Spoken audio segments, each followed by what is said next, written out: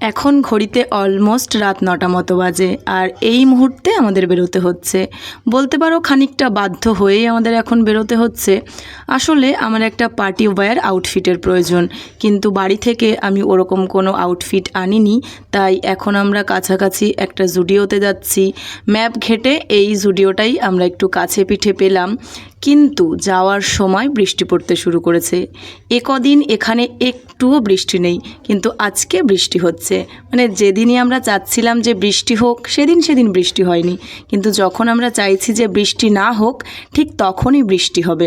কপাল খারাপ থাকলে কত কিছুই হয়।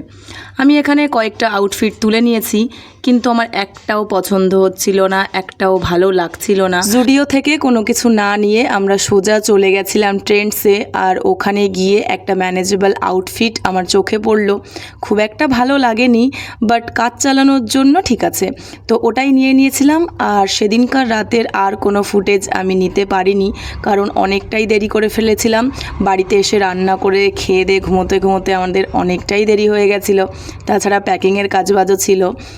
আর এটা হচ্ছে পরের দিন বিকালবেলার ফুটেজ, যখন আমরা বানারস থেকে দিল্লির উদ্দেশ্যে বেরোচ্ছিলাম। এবার আমি তোমাদের বলি যে আমরা কেন দিল্লিতে যাচ্ছি। দিল্লি যাবার আমাদের দুটো কারণ আছে।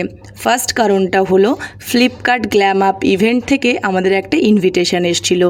আর সেকেন্ড কারণটা হলো আমরা ভেবেছিলাম যে ইউপিতে আমরা থাকতে থাকতে দিল্লি থেকে ঘুরে আসব, কিন্তু সেটা এখন প্ল্যানিং ছিল না।